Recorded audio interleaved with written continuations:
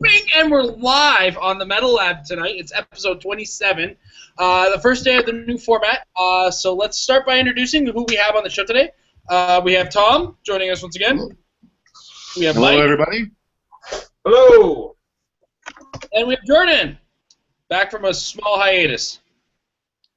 Good to have you guys back. We missed all you guys last week, and we're going to be missing Jay this week. So what we're going to start doing is we're going to start talking news briefly first, and then we're going to be just going back to talking about the game, because ROCs are happening again, rocks are happening again, so it's good. There's some news about the metagame and how it's developing, coming out, and the previews seem to have finally slowed down, so we're moving away from our 1 hour preview show, and we're going to be talking about the game and less and less about the previews, but we do have one, and we're going to go over it briefly. I'm just going to describe the characters, and my fellows here, we're going to give a good yes or no, or a good or bad quick answer with regards to that character that we show. And we're only going to be using official previews from now on, no more hunting for leaks or anything like that. But there are leaks out there in the world. So here we have Miss Jacosta's official dial. So if you're watching last week or so, we discussed that Jacosta was shown and briefly described in the unboxing video that we've seen. So here's what we do know. What we did know ahead of time is that she is an entity, but specific only to armor, robot, and the other standard symbols that entities can possess. And they did a little bit of cleanup on the wording with this possession. As well, this possessor doesn't add any keywords to the character. So in this case, but they cleaned up here where it's no longer being removed from the game. Certain questions with regards to wording, and rather it's now just a full-blown KO whenever the Heroclix show up, etc. There's only one special power on this character, and it's only on the first click, and it's Outwit and Perplex, but only to target characters within 3 squares. It's an indomitable character, standard movement symbols and other symbols, 6 range, a very colorful dial with some precision strike, going into some later dial pulse wave, stealth regen. I'm going to ask everybody as I go, as an entity versus on the board. So, Tom, first. As an entity, yes or no? Yep. On the board? Nope. Nope. Okay. Mike, same to you. As an entity? Yeah. On the board? No. Jordan, as an entity? Yes, of course. On the board? I think she's solid. Myself, yes, definitely as an entity, because I do love robots and armor. And as a character, Sealed. Fair enough. I think she's also outside of super meta. Still solid for what she does. Yeah. Because, I mean, 12 attack, 3 damage, precision's always nice. Yeah. All right. So that was that. Now let's start talking about some of the substantiated rumors that we have heard. Some word has come out. I believe there was an ROC in California this weekend, and something happened down there. We don't know full-blown details, but apparently the OP Kit Scarlet Witch has made an appearance. I know we talked about her many months ago when she was previewed, and I know some of us pumped it. I don't think any of us dumped it. We all kind of looked at it and said it's got potential. Mm-hmm. And Mike is doing us a favor showing off the character. I'm going to briefly go over her trait, which is one of the key parts to her. It's the Hex Magic trait. Once per turn, after an attack roll has been determined, Scarlet Witch may give the attacker up to 3 Hex Magic tokens if the attacker is within range. For each token she gives the attacker, reduce the attack total by 1. So this is after the dice roll is already determined, I want to point out again. Opposing characters may be given a free action to remove a Hex Magic token and modify a friendly character's attack value by +1 this turn. Let's start with Tom. Tom, with this character being 3 players from the top 8 played this character, does that surprise you? Yeah, it sure does. I think that she's really cool, and frankly, when I first looked at that power and whatnot, then I thought it would be a neat special effect to pull off sometime. And frankly, she is a cool character, and I wouldn't have been surprised to find somebody taking advantage of her. But almost 50% of the top 8 at a rock, that's crazy town for a bit of a soft character. Yeah, absolutely. All right, Mike, your thoughts? Well, she needs a defend. If you don't have a defend, then she just goes. Yeah, I mean, I've been trying to build with her actually, for the past little while. May use her this weekend at our one of our local Winamaps in Brampton. Yes, that's right, at Comic Warehouse, the Winamap. Plug my event. Bring it. It's our event. It's all of ours. It's in the Clicksverse. That power is relatively unique. It's not an action within itself. So pairing her with a green battery with a beautiful little 55-point defender, guess who? You have something that's almost like impossible to hit, nigh impossible to hit. Even with your plus, 3s to your 11 attacker or 12 attacker. 15 attack then becomes 12. 12 on 20 with maybe even an additional modifier on her, like, I don't know, maybe a Greed Relic or something like that gives her ESD. Then she's like a 22. It's insane. Jordan, are you shocked by this character? Did you think this was coming? I knew she was definitely going to be played. To say that she wasn't going to find her way somewhere where somebody was going to utilize the way she was played, really good. I was looking at her before. Personally, wish I played her first so I could be like, hey guys, I played her first. But no. I didn't additionally fit her on teams myself, so I'm slightly surprised with how much she showed up in the top 8 and how consistently close to the top. But it makes sense. Now, I don't know the exact numbers because, again, this is from our closely knit network of spies that don't have all the information. But I actually believe the top 2 teams actually had this Scarlet Witch. Yeah. And our lovely sponsor, Patrick Iboko, was also there, made the top 4, but didn't win. Third, yeah. He was actually caught off guard by this character himself. I do have to say that this is a character that can really change the flow of what's happening in a turn, because this isn't affecting a dice roll with probability control where there's still a chance to hit. This character full-blown takes a hit away as long as it's within the range of 3, basically. And I'm not talking like the range of 3 numbers between the attack roll. So if you hit with 2 over my defense and I bring it down 3, you've now missed. If you just hit and I bring it down 1 result, you've missed and you only get 1 of the hex tokens. As well, this character in conjunction with a green battery again can, like, sure, those hex tokens are great, but that's your one free action for the turn that you're limited to in order to take advantage of the fact that you do get an advantage after I've disadvantaged you. Yeah, and by that same time, I'm sure people have played King Thor enough by now to realize getting 3 over someone's defense level is not that easy. No. Yeah.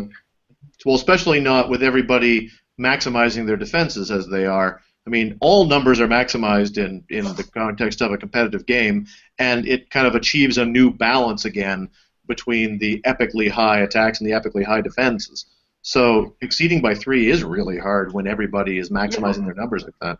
Even when you have a 12 attack, it makes, yes, it makes 18 defense seem really small because it's a 6. But with that +3, you then have to roll a 9, which starting to get outside of the average of you actually hitting that or rolling the number you need. And if everyone is a defense, like if that's now an 18 is a 21, that's a big difference. Yeah. I also want to point out she's got a couple things that will help her out in the long term. She's got a 10 attack with 3 damage with Psychic Blast and Outwit. Yeah. That's on a 75-point character, so as long as she's in a decent enough position, she's a tertiary attacker, secondary attacker even.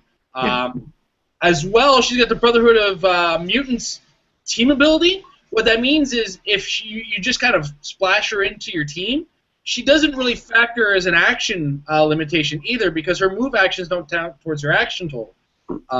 And characters like that, I remember back in the old days, it was very advantageous to have the classic rookie Black Panther at 27 points with Avengers team ability, stealth, and outwit. Now, granted, back then, outwit had 10 range for every character, but it's the idea of he's 27 points that doesn't take any of your actions to do what he does. And kind of this is kind of along that lines where it's 75 points to stop attacks from hitting, and not really taking up much of your actions until something goes up. Okay, so I'm having some sound issues right now. So just give me a second here. Is that better? Not yet. All right. While I try to deal, I'm gonna mute and let's talk about how in 2 tournaments recently, Coriander, the LE Starfire, has made her mark. So Tom, he just wants to go. He wants to go. I'm just around my mic. Tom, you go ahead and take the lead on this. I'm just super excited because I love Coriander. And I remember I wasn't on the show when she was first previewed and everybody was giving their feedback, and there was a lot of sort of lukewarm reaction. And I remember I was listening to the show at work and not working, and I was thinking, this person is unbelievable. Like, I can't wait to play this figure. Outsiders is arguably my favorite team ability. It works. She can use it on herself to turn herself into a beat stick, or she can use it for others to really amp up. Really shut down the capacity for your opponents to modify your values, or use her to get around game effects that would otherwise give you modifiers you can't get around. Because my favorite character is the Beyonder, I enjoyed playing her with 100 points of Beyonder, and he's no longer -1 to all his values by using the Outsider. And you can easily get around the fact that she needs move and attack just by giving her move and attack from some other source. There's so many options that she can use her Outsider without needing to always use it on herself. She's a great figure. I'm happy to see people playing her and utilizing her well. Another thing that we were just talking about when it comes to modifiers is Scarlet Witch. Coriander would beat Scarlet Witch because I don't care about your hex tokens because I'm outsidering myself. Yeah, Super good. Yeah. Modify whatever you want. Yep. That's the first thing. Then the second thing, I'd be like, Tom, you're a chef? You like coriander?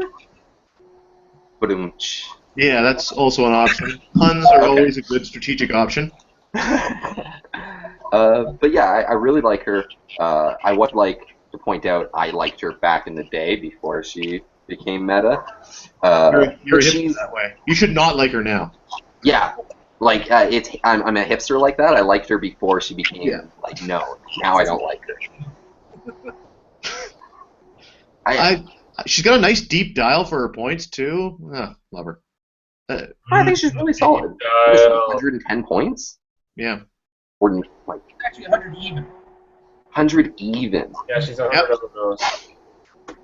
That is one cheap piece of ass. As they say. Oh. You want to chime in now? Hmm? You want to throw in your thoughts, or? I hear it all the time from Tom, so there's not really a whole lot I can say. She's fantastic. She really is very, very good, and I would agree with her if she fit on my team. But the current team I'm working with right now, she does not fit onto, unfortunately. I think she's a fantastic figure. Not to pun too heavily. Nah. Nah? Nah. Yeah, because she's not wearing clothing. Yeah? Wait. I had to say, when I looked at the figure at first, I didn't see greatness in the character. But what I believe is timing. Put your headset on. Yeah. Put your headset on. Put your headset on. Headset. The headset must work on this. Oh no! Oh no! Oh, All right. no. I guess I'll have to talk loud today. But that said, I liked the character. I just didn't see greatness. And then I started to remember there's timing on the Outsider's team ability. It doesn't do anything until it's triggered. So you can give her a bunch of pluses ahead of time, or have her in the right place, or if you want to lead in with the Outsider to use the movement attack. You have a ton of options until you use that. So a lot of the things that she has that seem like negatives are actually completely removed by using the Outsider's herself. So it looks like she's got a couple. I think it was that Flight Trail negative ability where She gets -1 defense. Yeah, she gets 1 defense if she's moved. She still has a 19 defense. What's that? So she still has a 9. Hey, there, it's better. It says she still has a 19 defense when she does that. Yeah, absolutely. You kind of don't want to use the Outsiders because of that ability, because then she loses her energy shield as well, which is more of a benefit. Yeah, it's better to use it on another character on your team or an opposing force. She's well balanced within herself, but you can certainly maximize her by using that Outsiders and others and finding another way of getting movement attack and whatnot than your movement attack ability. Now, part of the tech too. This is one of those things. There's 2 parts to this team that are becoming very popular in the metagame. Now, I saw Tim Bold use Coriander at Canadian Nationals, so it's not the first time that Coriander's shown up in a major tournament. Yeah. And then it's also not the first time that this Greed tech has shown up, and this is the Greed, and I'm not sure if Greed had Ion or Ophidian. It's just got Ion and Ophidian listed. Either or would be fantastic because Ophidian's outwit is amazing. But the standard has been Ion with Greed, and of course Greed brings in the Omega Drive, which means now this character has outwit and doesn't care if you have Power Cosmic or can't be countered because he's just taking the powers that you have anyway. So there are 2 parts to the metagame that seem to be showing up in much greater number of late. I've seen a lot of people pull out the Greed tech. A lot of people are bringing me ideas like, hey, what do you think of this team? And they all seem to include that Greed Ion or Greed Ophidian combination. Mm-hmm. So I don't know. Do you want to add on to that, Tom, with the idea of the Greed using it with the Omega Drive?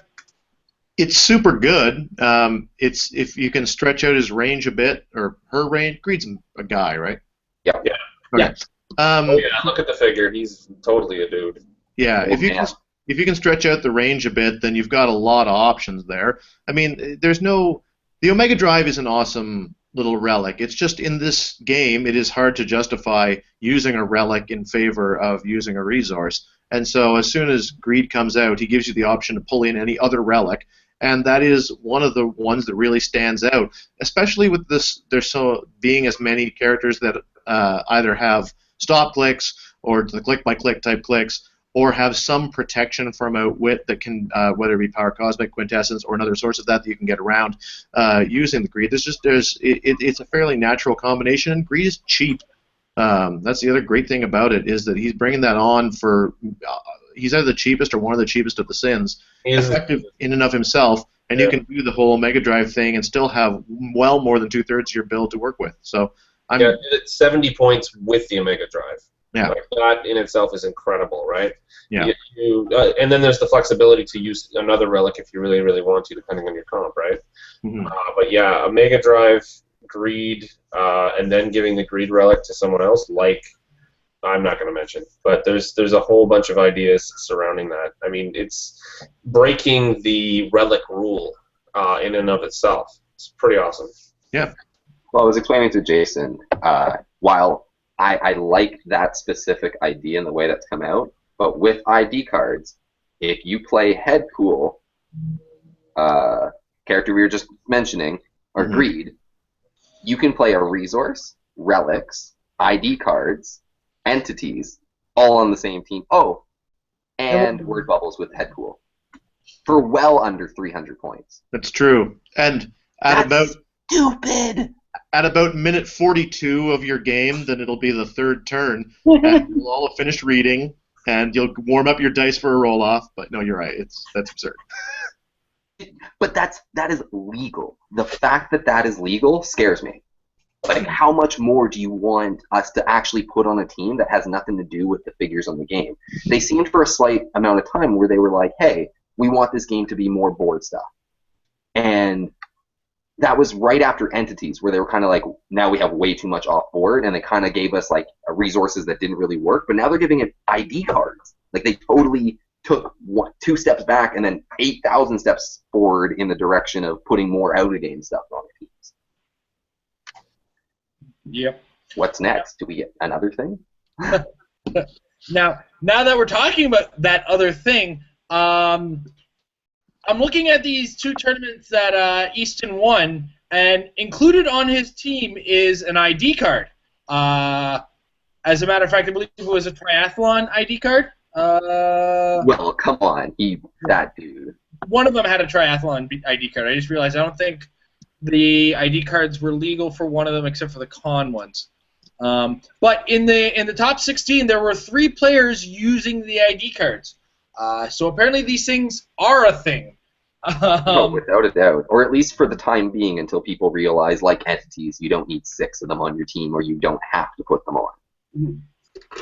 Because when Entities came out, people were putting 3 of them on, and now people don't even put them on if they don't benefit their team in a very direct way. Yeah. Now, with that being said, ID cards, we've got Jordan's thoughts. Tom, do you see these? Did you think that they were going to be as present as they are, or did you think you're going to have to wait for the resource on them? No, I think that they make a lot of sense to be as present as they are. 5 points is cheap, and it's even cheaper when you don't have to worry about balancing it against anything else, as Jordan was saying. Like, you don't have to worry about that 5 points being there instead of a relic or a resource or whatever.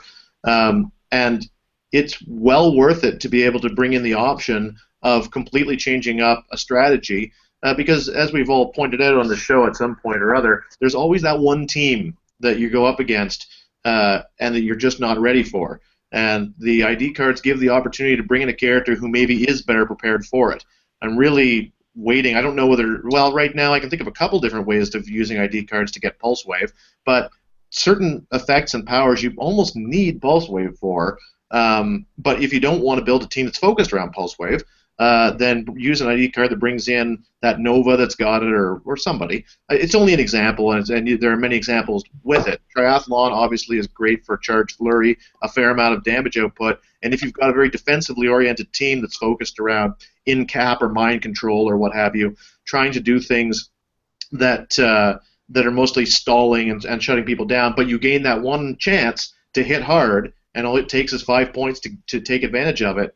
The ID cards just really allow you to flesh out your team. In fact, in some ways, I expect them to have more of a presence than I do with the resource, since in a way the round table is cool, but there are other resources that I think can better your team without needing to, while still being able, there we go, to use ID cards to your advantage. So I'm not surprised. In fact, I would be surprised if when the roundtable comes out, we really see it take the place of the ID cards. I think they're great. Which is really cool that you mentioned that, because the roundtable, correct me if I'm wrong, guys, has an ability that directly states before you place when the game starts, but before you place figures, you can just go replacing this figure and placing it instead of this figure. Mm-hmm. Yeah. That's exactly what Tom was talking about. There's going to be these times where people are making teams that are solid, and then you put the round table on because it's got the figures that beat your one counter. And I'm just waiting for tournaments to be, I won roll-off, you have to pick your side characters first. Oh, you didn't change your team? Now I'm changing my team. Yeah. And people are going to want other people to choose their team first. So it's like, now I can counter-build you, and people are going to be counter-building at the tables now.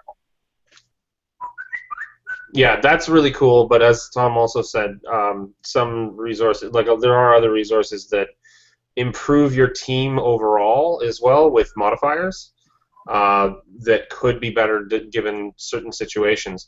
Because if we look at, for instance, the meta in general, how many figures from each set come into the actual meta, and how will the round table really take advantage of that when it's based on the Avengers, essentially? I mean, what are we going to end up with? 55 cards? That's a lot of cards. That's a lot of different things that we'll have options with. But how is that really going to be better than +2 to your attack value and a whole bunch of stats? Plus one of your guys is the is the main focus of a resource. Of course, I'm speaking of the Book of Skull, or to be fair, spectrum abilities, for instance, the power plant. I mean, the power plant's a fantastic resource, and I personally look forward to playing against it and playing with it more. Mm-hmm. Yeah, modifiers are definitely great, but the only thing that really brought it into my attention to probably be more important is even with modifiers, your team always has a counter. Yeah. That with super amount of modifiers and rolls going your way, you still end up losing that game trying your ass off. Yeah. When you can just switch a figure and make that game 10 times not against you, that's the only thing I'm saying. It might be worth more than modifiers at the end of the day to not have to have a counter. Well, I mean, Mike and I were talking the other day about the fact that you can, at this point, the roundtable seems like it might be kind of good for one-man army-oriented teams because there's so many different one-man army-oriented figures. Right 100%. Now, as long as Iron Man, M10 Iron Man is still out there, certain teams he just crushes, and then a lot of teams just laugh at him. So you've got the option of bringing him in, go for it. The new Hercules that was previewed is awesome if you're not going to get chewed up from range. If you're up against a team that you actually can get close and beat him down, he's a great option. The new Thor at 228 points, another high point powerhouse, but a really good one unless you're against Ragnarok's 200. Yeah. Well, I don't think Ragnarok has a card coming out, though, unfortunately. No, but you could start with him and switch him out for a guy on the round. That's true. Yeah. Very true. So there are already a lot of options for that, or just for if you're building sort of your traditional Swiss Army team with a primary attacker, secondary attacker, etc. You can load up ID cards for various different combinations. You can get really techie with that type of thing, and exactly every team's got a counter. The ability to switch out for a different team that you can counter is awesome. I would just also say that to a lesser extent, just having their ID card and setting it up in the right situation can sometimes be the difference maker too. So I think they'll both have a presence. Yeah, I mean, of course, if you know you only have one counter, and if that one figure shows up, like if you have to face a dead man, you just don't want to deal with all the shenanigans or whatnot, and you're like, hey, I just need a side pulse waiver if I face that one character I don't want to deal with. Yeah. You use the ID card with the character with pulse wave. That's 5 points, 100%. But if your team's more like, I just want to round table my team, you could fucking counter build at the table and always have an advantage, I think. Which would be crazy. I mean, that takes a particular type of pilot as well, right? I mean... Definitely, without a doubt. Because, the bottom of the show is practice makes your team better. So, in order to practice that much, with that many figures, it's a little bit... think about it. We kind of do that almost on a regular basis. How many figures outside of the normal meta do you not know, Mike? Oh, tons. Yeah. Out of the normal meta, but I mean, I guess you're a little bit newer. Jay Sullivan, he can fucking list out dials like a dictionary. Yeah, that's the Asperger's right there. No, I'm just kidding. No, he's really good at that. I've realized I've actually gotten better of the certain figures I've seen more recently, but I like the idea of getting one of those like 1980s wallets with just the fold that comes out like that, and sitting down, getting all my ID cards into it, and just being like, "Here's my sideline." Bitches, awesome. Are you jealous? My ID cards bring the girls to the yard, and they're like, "Do you want to trade cards?" Oh, anyway, I'm a little ashamed I did that. While I'm thinking about it, and it's in the back of my head, there are some stat bonuses you can get from the resource, as you're allowed to use inspirations from it from the get-go. Now, granted, when you start early game, it's random on a specific character that you choose. So you choose a character, and then you roll a die, and then whatever you roll as far as active cards are, they get to use that inspiration. Not 100% of the time, but if you set up with the right set of 6 cards, you're going to get the stat bonus you want because you always have the stat bonus that you want. As well, though, when you get into the later dial, you get to choose the inspiration card that your entire team gets the bonus for once you hit the number 2. Now, it takes a little bit to get there. In order to accelerate it, you've got to use ID cards, so you got to lose some ID cards on the way. If you're lucky, you'll get them back, but you only get one chance of bringing them back on a regular basis. Otherwise, you got to take damage to get down there. So You'd think I was studying this thing like I want to use it religiously or something, like I'm going to win or lose for 2 years using this resource or something. I'm feeling the That same has way, been your dude. pledge. It is. I am either going to win for the next 2 Are you years going to get it or like lose. tattooed on your inner thigh, like right next to the chipmunk? Like, is that what's happening? It's going to be Jason Roundtable Collins for 2 years. Nice. I feel the same way, dude. I'm going to be one of those people that bring the dollar store in buckets with their side bin, and it's just going to have all my side figures. This is a very specific. This is a very specific reference. But does anyone remember how in Maximum Carnage you used to be able to just bring in a character to fight against the enemy for a second, and then you keep playing? So you'd be playing your character, and then suddenly Iron Fist would jump in. That's what I think of when I think of the ID cards. It's just bringing me right back to Sega Genesis. A lot of the references to Marvel vs. are being made as well, where you get to bring in the character. Yeah. So while I have your guys' attention, and apparently I can't leave you guys for 10 seconds without you guys screwing up, one of our fans has noticed a little error you made with regards to the Outsiders team ability and the Hex tokens. They don't work in conjunction, as the Hex tokens actually modify the dice roll. Oh! Yeah. So, Johnny Kitsune, thank you for apparently I can't leave these guys unattended at all. I asked. Did I ask or did I say it? I thought I asked. I said it. I remember nodding without actually understanding. I was like, that could be the case. Okay, I thought I asked it. I wasn't actually like 2,000% sure. Backpedal. All right. So, carrying on with some of the things that we've seen in the ROCs, a big thing worth noting: Zombie Team Base. It's not going anywhere. It's here to stay. Mm-hmm.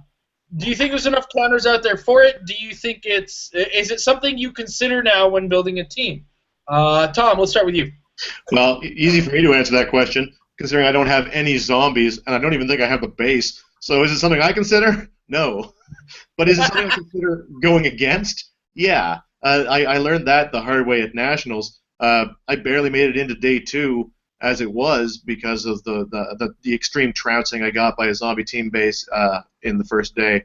I still managed to sneak through the top 8 and didn't have to face one on day 2. So yeah, it's definitely a thing to be afraid of.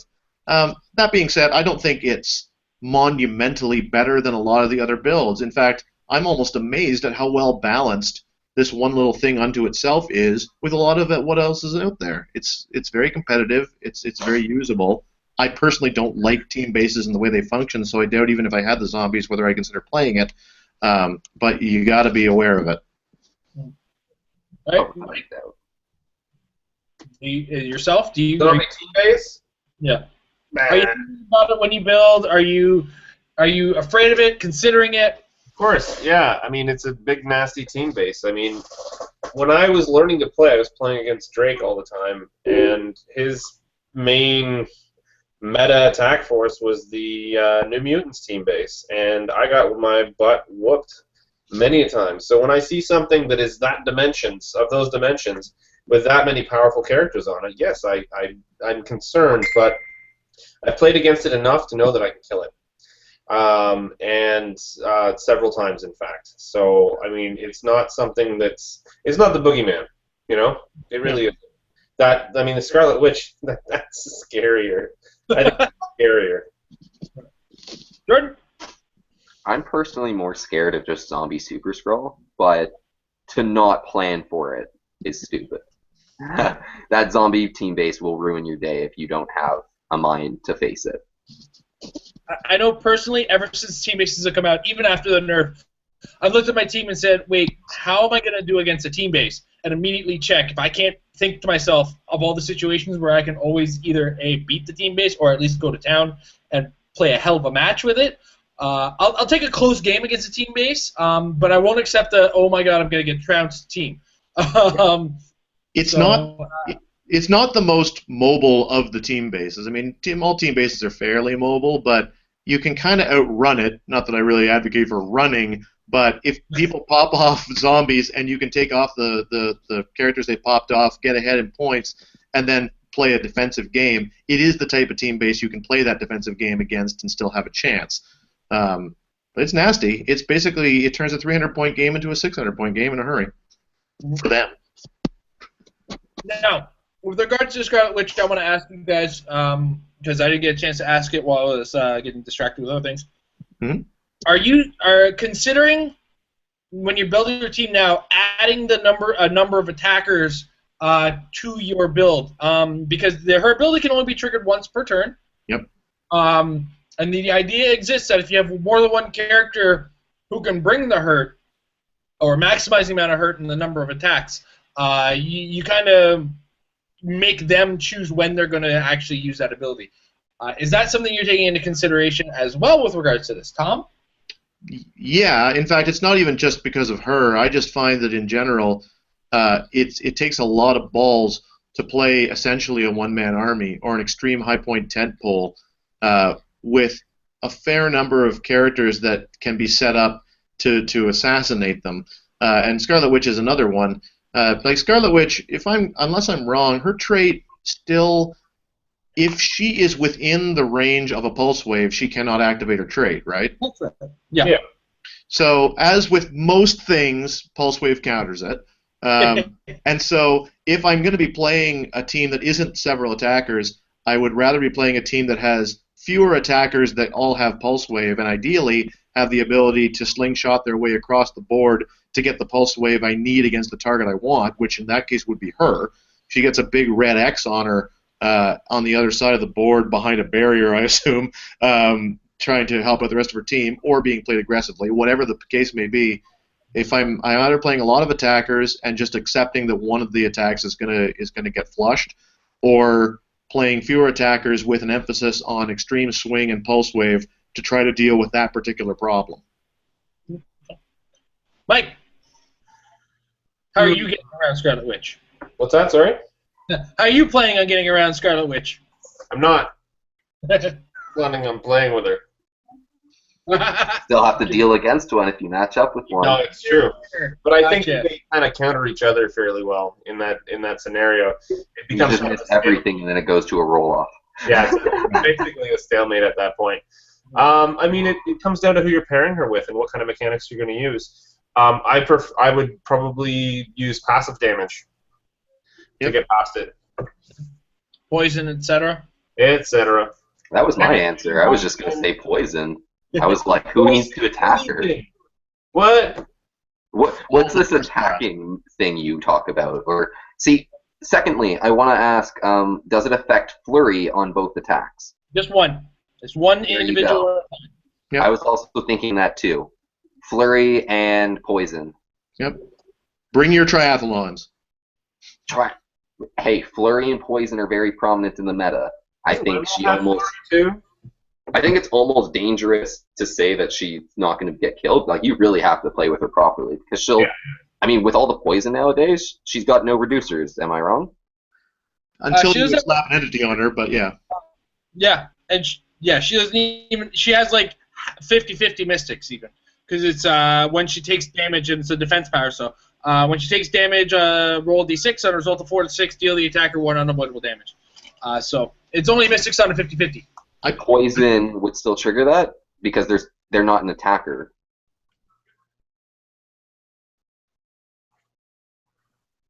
Jay, I think you're frozen. I think Jay broke.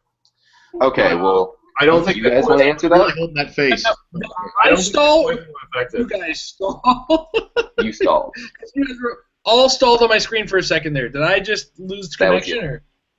That was me. Okay. Anyway, yeah, she's got pseudo mystics. So about that mystics. Sorry, Tom, you were going to answer? I was just going to say, in regards to your reduction point, I just kind of assume these days that everyone has damage reduction. There's so many entities. Anyone who's foolish or inspired enough to be playing the Phoenix Force is giving everybody a Colossus Fragment to share vulnerability around. There are other methods. There are lots of ways to get damage reduction if you don't already have it. So I kind of always assume when I'm building a team that I'm going to have to deal with damage reduction on every single attack, and then I'm happy when that's not the case. That's a really good way. But I was going to ask, Jay, because her Mystics specifically says deal damage to the attacker. Would poison trigger that because it's not an attack? When Scarlet Witch takes damage from an attack. Oh, okay. From an attack cut out for me, and all I heard was when Scarlet Witch takes damage, deal the attacker 1 damage. And I was like, Well, what happens if she takes damage from a non-attack? Spotty Canadian internet almost made that a terrible ruling thing again. That's why this is still a live game. Yeah. Yeah. Absolutely. If there's not, actually, before we get into questions, there is one more thing I want to discuss, and it's Colossal Week on Married with Clicks. We're going to be doing a lot of stuff with regards to topics involving Colossals. My metafix this week is on which Colossals are, how each Colossal functions in the meta, at least the modern legal ones. Amber's doing the Colossal rules, specifically around Colossal Stamina, and I believe Great Size. Give me a thumbs up. She's giving me a yes. And as well, we have a game with a bunch of Colossals that we're going to be playing this week. But I want to know, guys, if you had to choose one Colossal to bring to a 300-point game, what would you choose from the current modern meta? Tom, go. Ooh, haven't even thought about it. I guess because I can't think of a better option, and I can't say.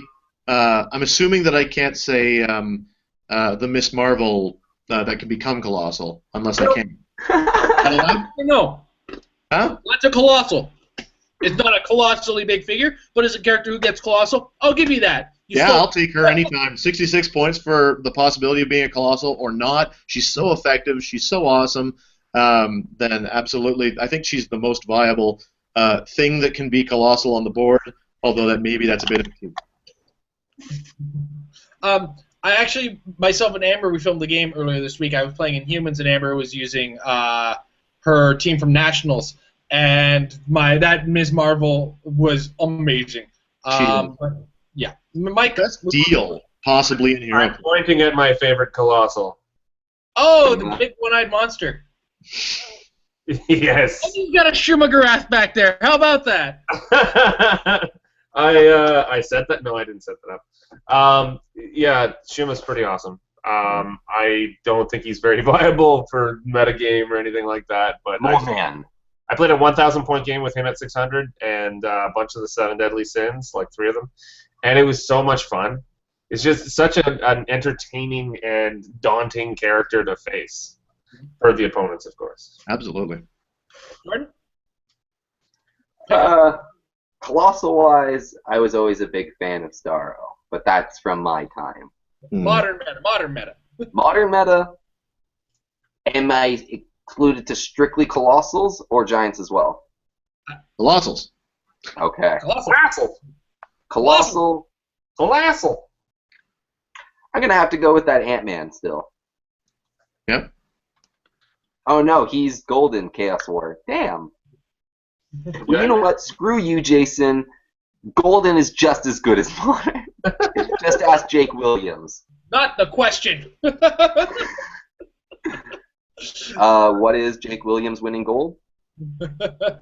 Golden Age is just a thing. Well, Modern Age, probably Galactus, because he's fun as shit. The zombie Galactus. Yeah, true. Yeah, don't think I'm saying old school Galactus and I'm fucking up again. Yeah. I got this one. Every time I play a Galactus at 200 points, every single game I play with him, he dies. Okay. Yeah. No, he's a zombie. Yeah. Colossals aren't very meta. No, not right now.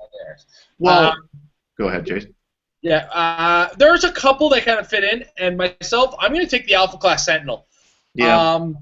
That extra dial effect that he has is it takes that dial, like when you look at that dial initially, it's not that great. But then you add in that extra effect of what the extra dial actually does with that character, and all of a sudden you've got a character that is shockingly strong as opposed to what you see on the dial. When it's on its attack mode, it has a what is it, 1 in 3 chance of having multi-attack. Yeah. Or it has a 1 in 3 chance of getting an ability where if you damage it, you take half the damage back in penetrating damage. On its defense mode, it can be creating other smaller sentinels. It gets regeneration. It gets all kinds of neat defense and ridiculously high defense. Like I think the first click on the 150-point version is 19 defense with energy shield. So even if you outsiders it down from that energy shield, he's still got a 19 defense, and 19 defense is still something you can shake a stick at. I'm just a little weary of them, the one time I saw them played, you played them in the boss battle against Jay, and X-Men beat the Sentinels. Makes sense. That's just logical. It was P5s though. Yeah, and I also kind of want to defend my position in the fact that those things wouldn't stay together. Yeah, fair. But also I want to add in that Justin Seyfert exists. Very true. Yes. And he really makes that Sentinel. That Sentinel now just became a 190-point character, as far as I'm concerned. Yeah, absolutely. Throw a bat belt on it. See you later.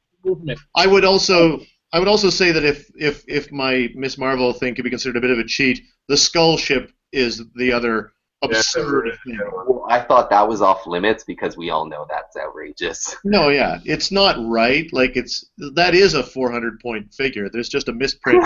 But it's not right. If we consider the misprint to be canon, which I guess we don't have a choice on, then yeah, I think that one probably is. Amber's looking at me like, shh, they'll change it, shh. Yeah. Please change Shut up, Tom. Okay. God. It's actually 200 points. You guys are just fucking around with an inside joke again, right? I'm not like out of the loop. I don't know if you were there, but Tom was actually on the show when we previewed that thing, and we all agreed when Tom turned around and said, "Wow!" When I first looked at the dial, I said, "That's a great 400-point figure," and then I looked at the point cost. Ridiculous, absurd, I hilarious. expected it to be 400 points, and then it's just like, wait, it's not. Yeah, it's Heroclix stand-up comedy. Now, this game does it quite well, Tom. Right. On the subject of stand-up comedy and carrying and changes, a big change just showed up in the rules forum that is a little quiet, and it's worth bringing out now because it makes a big change and brings a character back into the forefront. So a ruling was released explaining how carry works, and it's very different from how it used to work prior to this ruling. Originally, when you carried a character, they were considered off the map.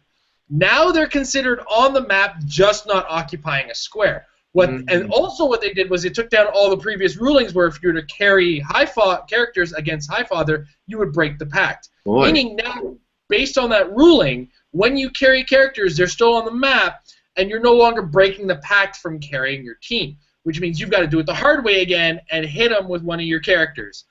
Or wait for the two tachyons to come down the board sailing at you with the pulse wave. So basically, pulse wave or you're screwed. So when they looked at Highfather and they went, playing this figure is a no loss to playing him. Like he's at bottom level, somewhat still benefiting your team, and they nerfed him so that he wasn't guaranteed to be put on every team. Because there was a talk about it. It's just like, why is this figure not played on every team? Because he's always going to be somewhat effective.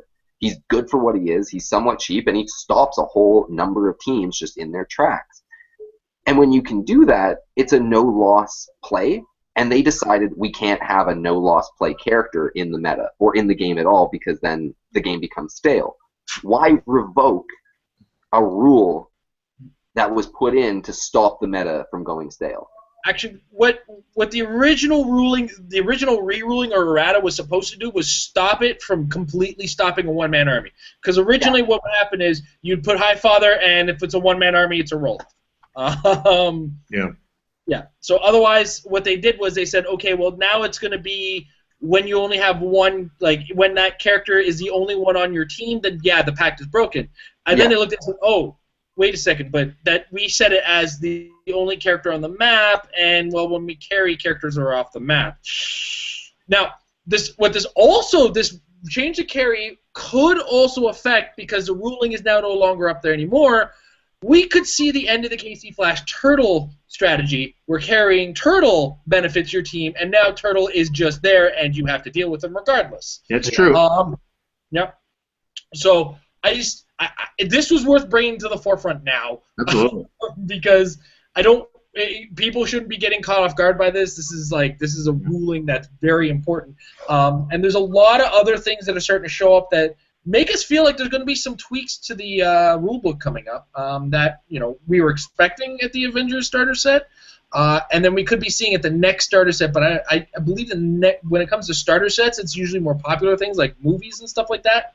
Mm. So we could be seeing. Is there another movie coming out this year, or is there something more? Yeah, but but we're not getting anything for Ant-Man. Yeah. So I don't. Anyway, speculation upon speculation. There's a whole bunch of changes happening over there. Get on the rules forum if you're looking at some of these characters that I've mentioned and some of these effects. As some things are changing on there, and it's worth noting, and it hasn't been made very loud. So. Heroclix 101. Important rules not announced to everyone. In fact, I found out from Amber when she mentioned, hey, wait a second, there's a carry rule here, but does this look like it affects something? And then I had to look up the Highfather ruling when I couldn't find it anywhere. And then I tried to find the Turtle ruling. Turtle wasn't there. So, anyway, let's get to user questions, shall we? Yeah. On a higher note. So, first, I want to say I want Colossal Mordru in Superman and Wonder Woman. We were supposed to do that. Yes, let's wish list. Wish list for Superman and Wonder Woman. We have Mini Mordru, we have Giant Mordru, and then Colossal Mordru. Nice. So Superman and Wonder Woman is going to have Colossals and Super Boosters in that set, and Jordan's already got us started on our wish list. And I'm taking mine first. Chemo. I want Chemo. I accept that. Yep. I mean, don't get me wrong, he was cool as a giant in the Giant Collector box set way back in the day, but the modeling that they have working behind the scenes now, I want to see a big green clear plastic Chemo. Nice. Give me this, please. You guys should give me a new Luke Cage and Iron Fist this year, at least the ID cards for them. You guys have given me the CSA. You guys have given me. You guys have been treating me so well. Just give me this last thing, and I'm happy with this year, 2015 so far, the best year for Heroclix for Jay. I really, really want to see an engorged parasite. Another big purple blob. Engorged, you know? Yep. Like, he already looks kind of, so... it should say in brackets engorged. But, with maybe a morph there, it's a little skinny, like, very needed, being looked after by Amanda Waller, version. Switch out. That'd be really awesome. That's my Waller or Fat Waller? Fat Waller. Obviously. The OG Waller. Yeah. Tom, what DC Colossal do you want to see show up in Superman and Wonder Woman? I say Imperiex. He's so goofy looking.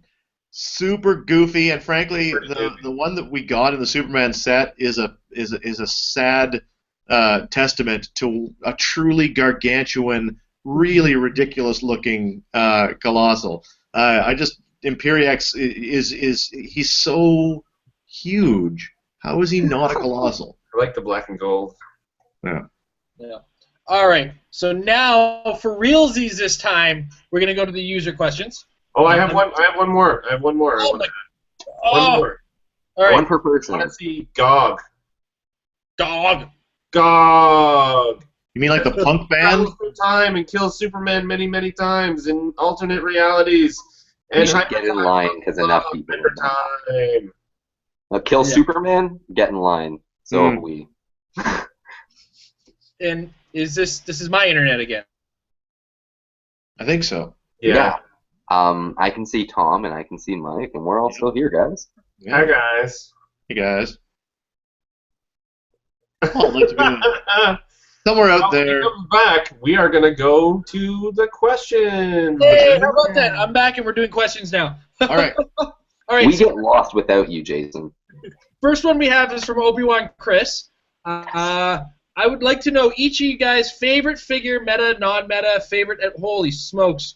All right. He wants a lot of favorites. So, try to be as quick as you can. Tom, favorite figure? Of all time? Current meta. Oh, current meta? I'll say Jenny Sparks. Jenny Sparks. Mike, favorite character? Kyle Rayner. Jordan. Banshee or Zombie Super Skrull. Merging them together, are they like That's a duo, yeah. I want that duo now. Myself, I don't want to copycat, but I do like Banshee, and he did very well for me in National, so I'm sticking with Banshee. Two of us like Banshee. Favorite entity figure combo? Me again? Yeah, you. Tom, Oh, okay. sorry.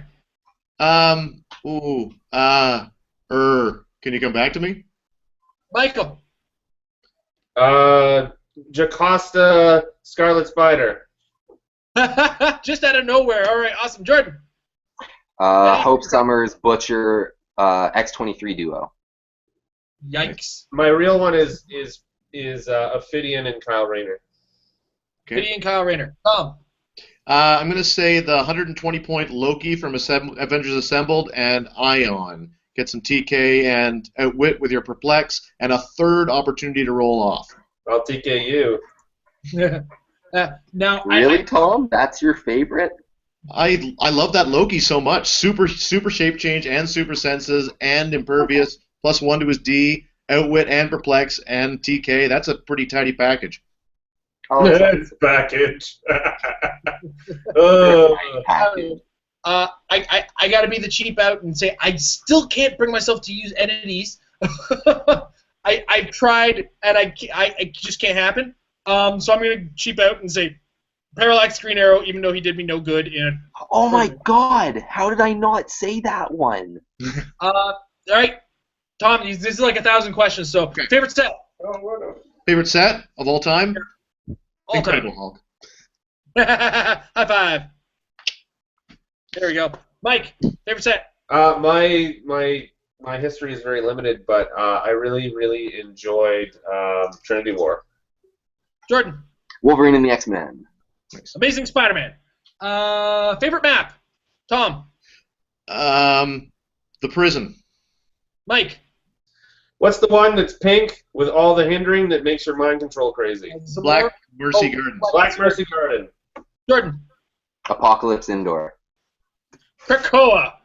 Krakoa. Nice. That's a good choice. Me and Amber keep trying to get up the nerve to play a game using Krakoa's rules on the camera, and we're just deciding on how many points of a fun game we're going to be doing with it. Was it you or other Jay that absolutely obliterated me the first time I played on that map? It would be Jay, because I've only played on it like 3 times.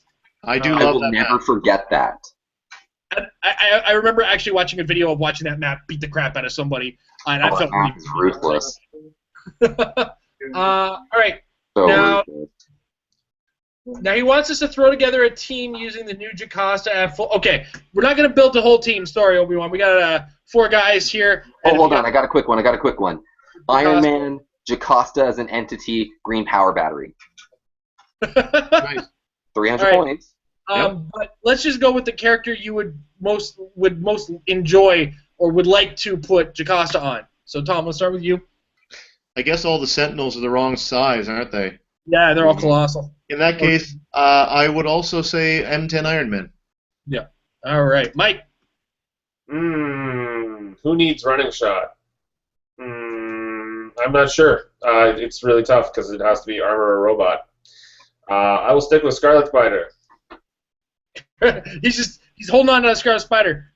Jordan, other than the Iron Man, is there another character you would do, or are you going to stick with your Iron Any Man? Tony Stark is a good Tony Stark for that. Mm. All right. Myself, one. I'm going to go with the Blue Beetle to add the Precision Strike to his combination. The Ooh, that'd be so good. It's still legal.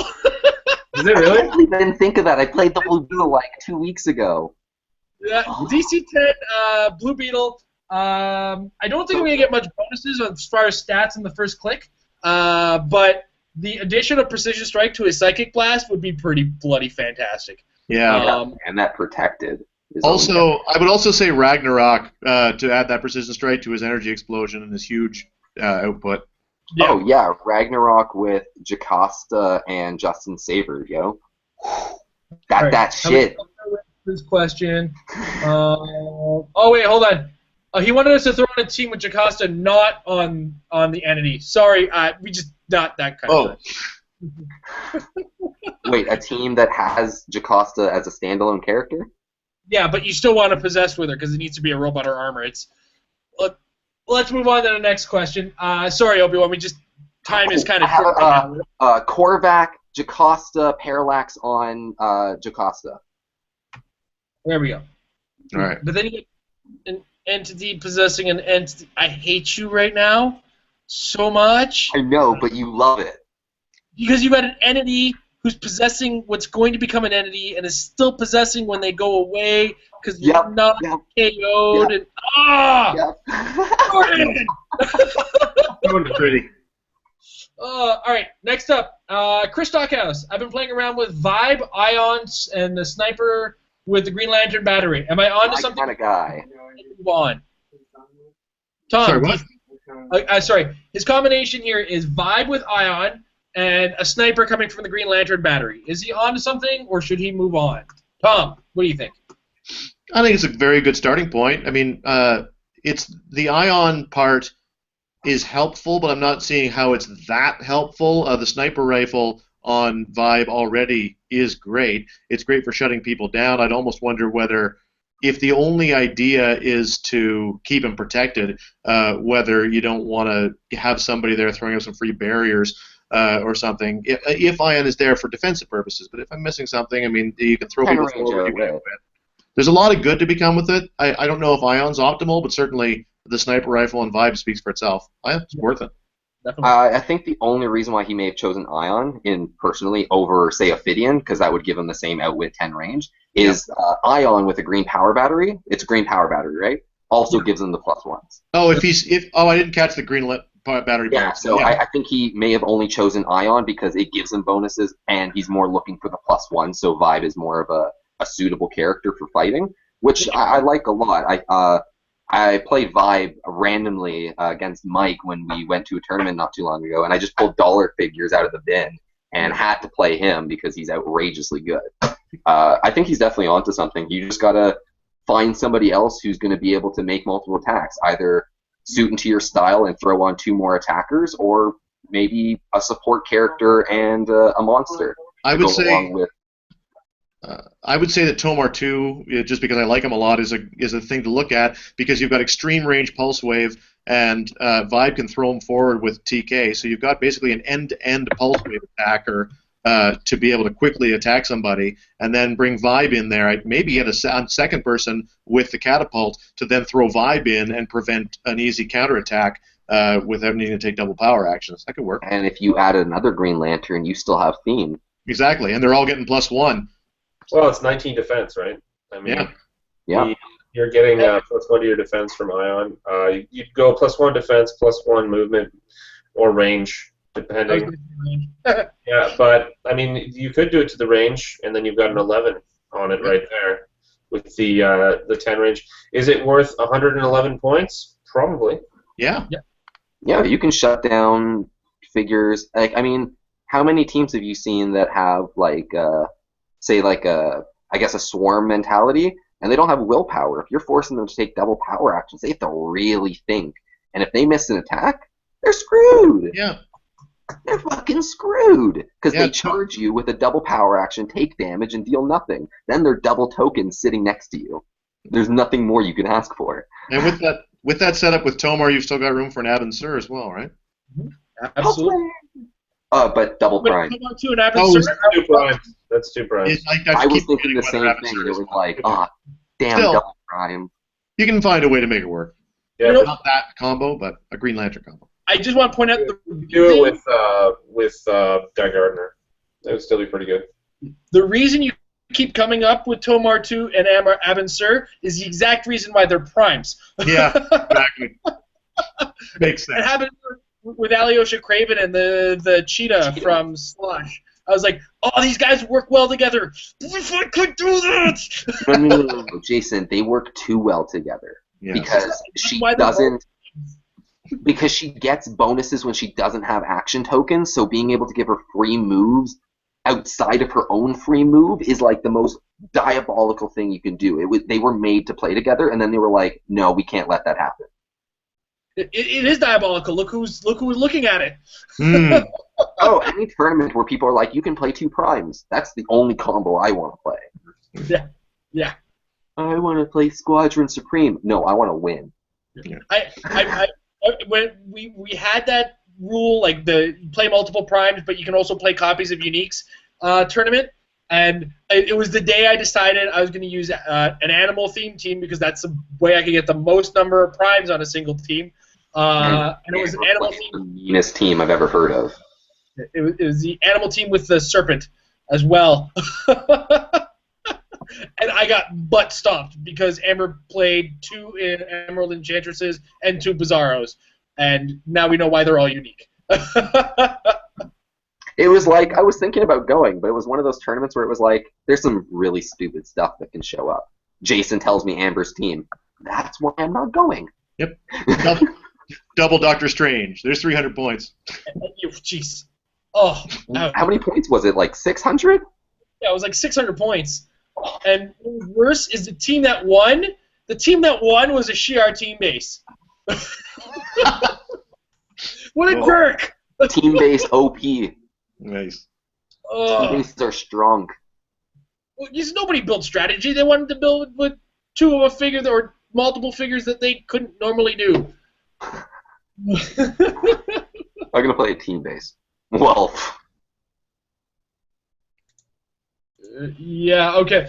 I actually just got a message, somebody mentioning something, and I don't want to talk about it because recently I've come up with something, and I sent it to a couple people and a couple other people on other teams, and they said, hey, we kind of come up with something similar, but we kind of switched with X, and that just happened to somebody else, because yes, Johnny, I'm working on something very similar to what you just sent me.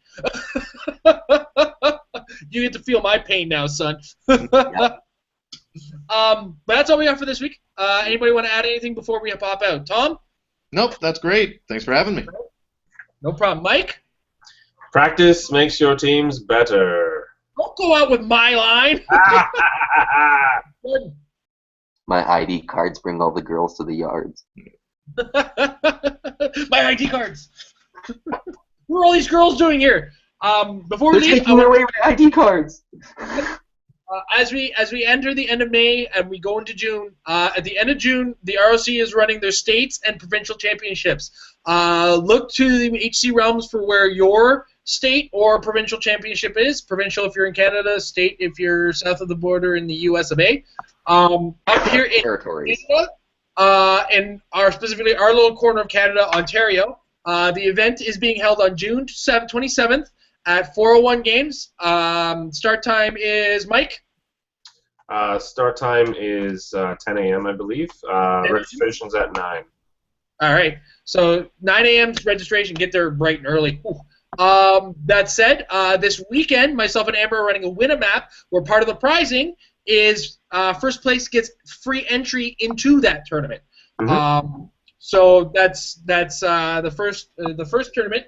Also, by just showing up, you'll get a passport, essentially, quote unquote. It's like a bookmark that has 4 places for stamps or stickers or whatever the venue is providing, and you get an entry into a raffle for our 3 foot by 6 foot Monroeville mega map. So you could walk out of provincials with this gigantic mofo map. And that thing is incredible. There is a lot more. There's actually pictures of it on the Toronto Heroclix Club Facebook page, as well as any of the actual event pages through Facebook. So I suggest that you sign up via Facebook and on the WizKids event system. As Jason was saying before, they're hosting the first event. There will be 3 other win-a-maps.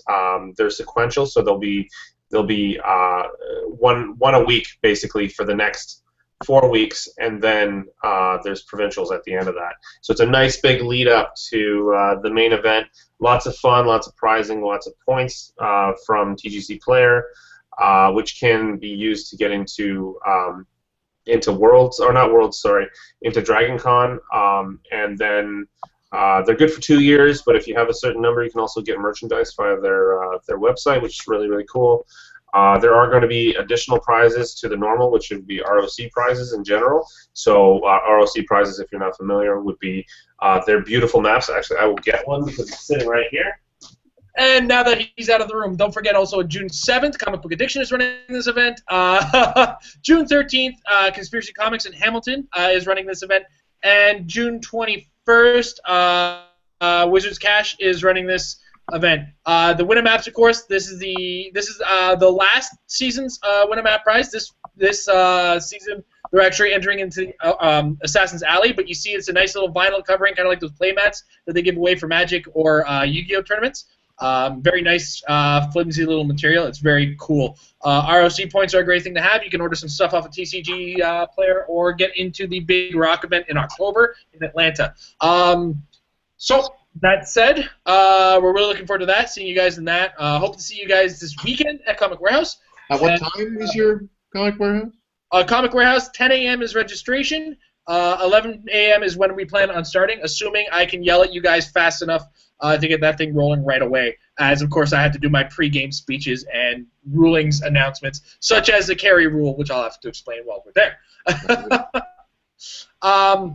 And that's it, guys. Thank you guys for joining us live. If you're joining us on the archive, we also love you equally. And remember, practice makes your team better, even though Mike already said it.